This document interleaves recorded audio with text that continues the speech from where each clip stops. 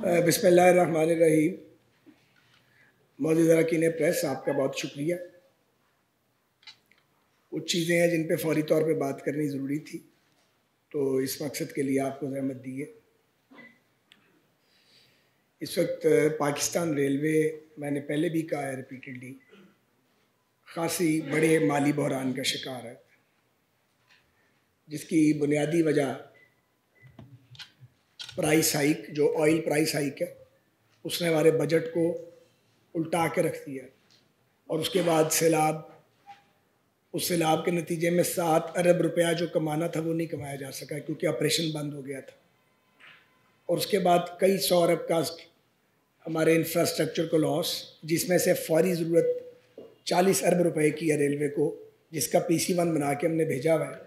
लेकिन ज़ाहिर है वहाँ भी माली हालात ठीक नहीं हैं, तो अभी तक ना तो 40 रुपये मिले हैं 40 अरब में से, और ना ही 7 अरब का जो रेवेन्यू लॉस था उसमें से हम कोई पैसा ले सके हैं, क्योंकि ज़ाहिर है फेडरल गवर्नमेंट पर भी बहुत ज़्यादा माली दबाव है इस वक्त।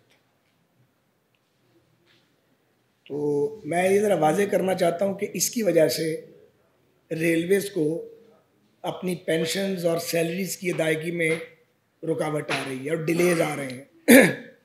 लेकिन ये मैं ज़रा नुक्ता वाज़ेह कर दूँ, ज़ाहिर है आपको तो ये पता है जो बीट रिपोर्टर्स हैं, लेकिन अवाम उन नास को ये बात पता नहीं है कि यहाँ 5 शेड्यूल हैं तनख्वाह के। सबको तनख्वाह पहली को नहीं मिलती है, पहली 5, 10, 15, 25, और ये एक अरसे से है। यानी जिसको पिछले माह की 25 को मिलेगी, उसको 30 दिन बाद फिर अगले 25 तारीख को मिलेगी। तो 5 शेड्यूल्स हैं पाकिस्तान रेलवेज़ में, जो साथ साथ हम रिलीज़ करते हैं। तो इन 5 में से 3 शेड्यूल की अदायगी हो चुकी थी, और 15 और 25 में जो तनख्वाहें मिलनी थी उनकी अदायगी बदकिस्मती से रुकी हुई थी, पैसे ही नहीं थे। तो अब हमने 1 अरब 24 करोड़ रुपए जो थे वो भी देने थे, जो आखिरी 2 शेड्यूल रह गए थे। 93 करोड़ रुपए रिलीज़ हो गए हैं, और 31 करोड़ रुपए कल रिलीज़ हम कर देंगे इंशाल्लाह। तो ये अदायगियाँ तो सारी हो जाएंगी। अफसरान को भी 20 तारीख को जाके तनख्वाह मिली है। तो बहरहाल इस वक्त हम एक फ़ाइनेंशियल क्राइसिस को फेस कर रहे हैं, मगर हमने हिम्मत नहीं हारी। और आप जानते हैं कि मुख्तलिफ इनिशिएटिव जो हैं हम उस पर काम कर रहे हैं, जैसे ग्रीन लाइन है। ग्रीन लाइन जो है वो हमें तवक्को है कि अगले 10-8 दिन में वो पिकअप कर जाएगी इंशाल्लाह, और उसके नतीजे में रेलवेज़ को अच्छा रेवेन्यू मिल जाएगा, उसमें कुछ बचत भी होगी, हमें अच्छी बचत होगी इंशाल्लाह। उसके अलावा 2500 दुकानें किराए पे नहीं चढ़ाई हुई थी, 2600 शॉप्स पूरे नेटवर्क पे। सुप्रीम कोर्ट का एक ऑर्डर आ गया था, वो ऑर्डर रेलवे को रोकता ही नहीं था कि आप दुकानें किराए पे ना चढ़ाएं, इल्ला माशाल्लाह ऑर्डर पढ़ने की किसी ने ज़हमत ही गवारा नहीं की हुई थी, और इन्होंने माशाल्लाह ना पढ़ के अपना करोड़ों का लॉस किया हुआ था। बहरहाल उसको देखा, अब तो खैर सुप्रीम कोर्ट से भी मेहरबानी की, उन्होंने इजाज़त दे दी है, लेकिन दुकानों के लिए इजाज़त की ज़रूरत नहीं थी। और आप बीट रिपोर्टर्स हैं, मेरा ख्याल आप में से भी किसी को ये बात नहीं पता थी। तो बहरहाल वो अब हमने उसके टेंडर वेंडर किए हैं, कल उस पर मीटिंग की है, उस पर मुनासिब प्रीमियम भी हम डिमांड करेंगे, किराया भी रीज़नेबल होगा। एग्रीकल्चर की जो हमारी एग्रीकल्चरल लैंड्स हैं उनको भी दोबारा देना है, क्योंकि कॉन्ट्रैक्ट तकरीबन मुकम्मल हो गए हैं। तो 1 साल में इस शॉर्ट टर्म लीज से 2.5 से 3 अरब रुपए जो हैं वो हमें आ सकते हैं। अगले 2-1 हफ्ते में इसकी असेसमेंट मुकम्मल हो जाएगी, इसलिए मैं गुंजाइश दे रहा हूँ। वो असेसमेंट हर डिवीज़न करता है, हर डिवीज़न अपनी असेसमेंट भेजेगा, फिर हेडक्वार्टर में इसको हम फाइनल करेंगे कि इतना पैसा आना चाहिए। हमारा टारगेट है 3 बिलियन का, 2.5 से 3 अरब रुपया शॉर्ट टर्म लीज के ज़रिए अगले 12 माह में रेलवे के ख़जाने में इंशाल्लाह आ सकता है। इसी तरह हम फेडरल गवर्नमेंट के पास भी जा रहे हैं कि एक बूस्टर डोज, एक जो बूस्टर है डोज, वो हमें मिल जाए, थोड़ा सा पैसा मिल जाए, ताकि ये जो गैप है हम किसी तरह रेवेन्यू वाला एटलीस्ट ये कवर कर लें, और हमारे जो मुलाजमीन हैं और जो पेंशनर्स हैं उनके लिए ज़रा आसानी पैदा हो जाए। उसके लिए हमने पूरा अपना कैलकुलेशन पूरी कर ली है, और नेक्स्ट वीक पे हम फेडरल गवर्नमेंट को रिक्वेस्ट करेंगे, फिर जो भी हो सका। इसके अलावा ऑप्टिक फाइबर, उस पर अभी मिनिस्ट्री ऑफ इंफॉर्मेशन टेक्नोलॉजी का और हमारा आपस में थोड़ा डिफरेंस ऑफ ओपिनियन है। उस पर मीनुल हक साहब से मेरी बात हुई है, ही इज़ वेरी काइंड। हम बैठेंगे उनके साथ। हम ये चाहते हैं कि पाकिस्तान रेलवेज़ को हुकूमत इजाज़त दे कि हमारे ROW के अंदर प्राइवेट कंपनी जब आती है ले करने के लिए ऑप्टिक फाइबर, तो वो रेवेन्यू शेयरिंग करे हमारे साथ, महज किराया ना दे, ताकि कोई रेलवे की भी इनकम बन जाए और हमारे लॉसेस कवर और नॉन कोर बिजनेस के ज़रिए। इसके अलावा ब्रांडिंग में आप कल मौजूद थे ब्रांडिंग कॉन्फ्रेंस में। हमें तवक्को है कि अगले 45 से 60 दिन के अंदर ये प्रोजेक्ट जो है इसका फ़ेज़ 1 अल्लाह ने चाहा तो मुकम्मल हो जाएगा और वहाँ से भी कुछ ना कुछ रेवेन्यू आना शुरू होगा। इब्तदा में कम होगा, लेकिन अगले आने वाले सालों में अगर हम इस रास्ते पे कामयाबी से चल पड़े तो रेलवेज़ को ब्रांडिंग से भी काफ़ी पैसे आया करेंगे इंशाअल्लाह ताला। उसकी बुनियाद हम रख जाएंगे। अब एक जो ताज़ा तरीन मसला आ गया है वो है डीज़ल के ये जो 35 रुपये बढ़ गए हैं। किराए जो हैं रेलवेज़ के वो पहले ही काफ़ी हैं, तो हमारा तो बिल्कुल दिल नहीं करता इसको बढ़ाने को, लेकिन जो हमें झटका लगा है वो एक साल में 5.5 अरब रुपए का। पहले ही हमारा बिल 20 अरब बढ़ गया हुआ है डीजल का, 18 से 38 अरब हो गया था। अब ये 5.5 अरब रुपया और हम पे ये लोड हो गया है, तो ये किधर से पूरा होना। इसलिए इस बात पे हम गौर कर रहे हैं। कल भी हम बैठे रहे हैं, रात 9 साढ़े 9 बजे यहाँ से उठे हैं कि बाकियों ने तो खैर हद कर दिया कि जितना इजाफा हुआ है वो दुगना ट्रांसपोर्टर्स ने इजाफा कर दिया, जो अनफेयर है। लेकिन अगर रेलवे ने अपना किराया बढ़ाया तो वो उतना ही होगा एग्जैक्ट जितना फाइनेंशियल इम्पैक्ट आया हमारे ऊपर, शायद 7-8% हो। अभी इसको कैलकुलेट कर रहे हैं, हम बचने की कोशिश भी कर रहे हैं।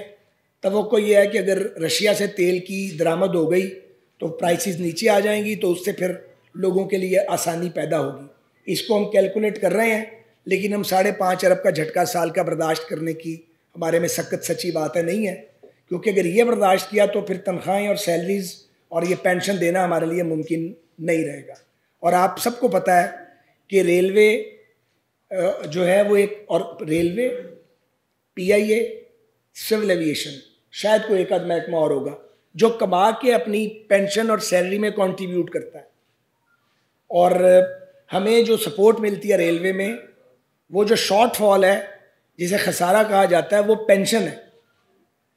कुछ सैलरीज में क्वांटिटी, बाकी हमने कमाना है तो हमने तनख्वाहें देनी है और पेंशन देनी है। ये बात बड़ी वाज़ेह सबको पता होनी चाहिए। सरकार सारी अदायगी नहीं करती, क्योंकि वो आप कहते हैं आप कमाने वाला अदारा कमाओ। तो अब ये कुछ ऐसी प्रॉब्लम्स आ गई हैं।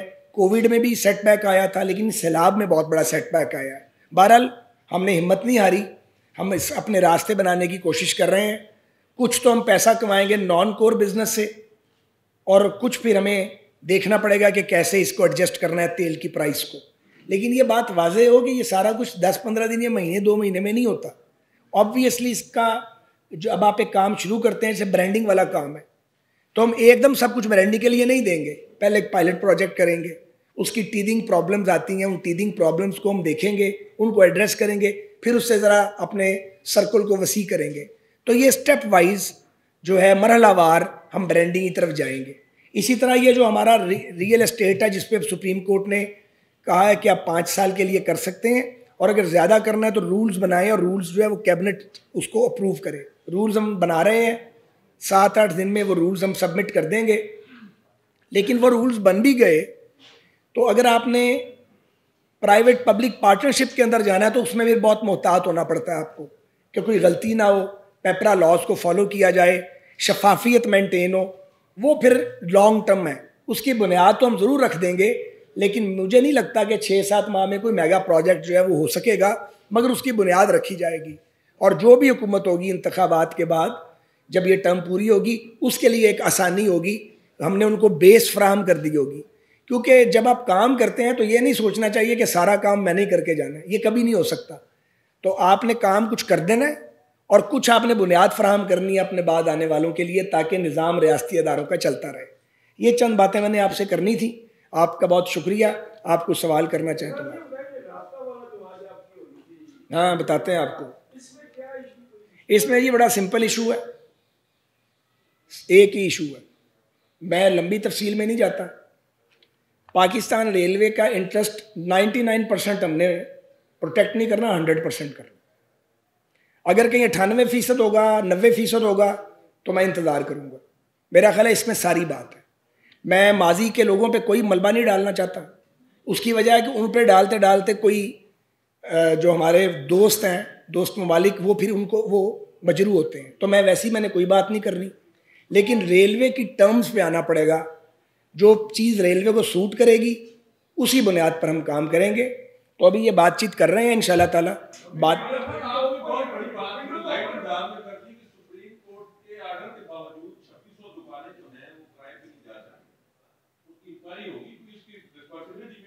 उसके बाद की करिए, लोगों ने फाइल आ दी है। मेरा ख्याल है अगे बड़ा कुछ हो गया है।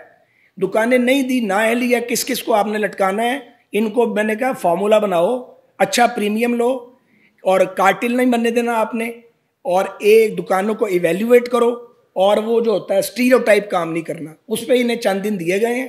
जो आपका ये डायरेक्टोरेट ऑफ लैंड है वो काम करेगा इंशाल्लाह ताला।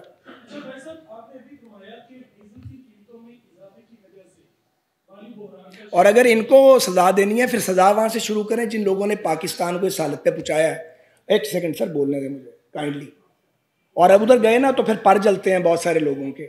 तो इस मुल्क में एक चलन बन गया है कि जो मुल्क को तबाह करे उसको तो कहना कुछ नहीं है क्योंकि पर जलते हैं, और सिविल सर्वेंट है उसने नेग्लिजेंस किया तो उन्हें फाइल आ दो। तो इसलिए ना 6 और 7 पाकिस्तान एक टाइम पे नहीं चल सकते, एक ही चलेगा। जो सलूक किसी ताकतवर से होगा वही सलूक किसी कमज़ोर के साथ होना चाहिए। जी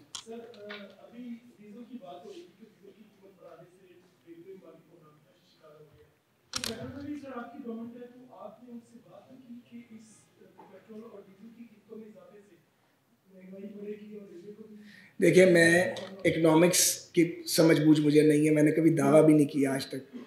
मैं आपको रेलवे पे बता सकता हूँ, पॉलिटिक्स पे बात कर सकता हूँ, अब एविएशन या पीआई पे कर सकता हूँ। लेकिन देखिए बात ये है, कोई भी गवर्नमेंट खुशी से ये काम नहीं करती, लेकिन अगर सारी दुनिया के दरवाजे बंद हो जाएं और दुनिया कहे कि पहले IMF का ताला खोलोगे तो हमारे पास आना, तो फिर आपने डिफ़ॉल्ट से बचने के लिए बड़ा कुछ करना है।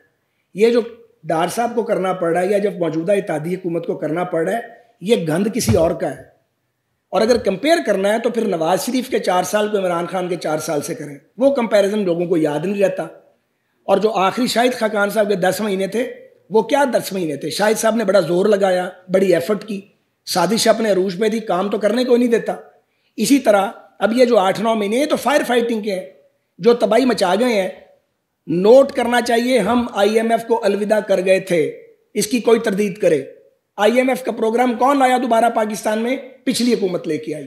अब जब आप प्रोग्राम लेके आते हैं तो फिर आपने उस प्रोग्राम पे चलना है। आप माइंड्स बिछा के चले जाएं और उसके बाद आप कहें जी मैं तो नाअहल नहीं था, ये गलत है। 4 साल में तुम नाअहल नहीं थे, हम 9 महीने में नाअहल हो गए हैं। लेकिन आपने फैसला ये करना है कि आपने मुल्क को दिवालिया होने देना है दुनिया में, या इसको एक वायबल स्टेट के तौर पर रखना है। तो सिर्फ ये नहीं है कि देखें जी, जब महंगाई तो नाकाबिल बर्दाश्त हो गई है, इसमें क्या शक है, हर शख्स परेशान हो गया है। ये आप इसको कारपेट के नीचे तो नहीं छुपा सकते, लेकिन आपने अगर इस रियासत को वायबल स्टेट बनाना है और कम बैक करना है तो उसके लिए आपको कुछ ना कुछ तो करना पड़ेगा। अब तवक्कुआत हैं कि रशियन अगर ये जो ऑयल एग्रीमेंट जो है इसके मुताबिक अगर ये फाइनल चीज़ें हो जाती हैं, तेल आता है, तो तवक्को करते हैं तेल सस्ता होगा। कुछ कंजर्वेशन करनी पड़ेगी, कुछ अपनी भी आदतें बदलनी पड़ेंगी।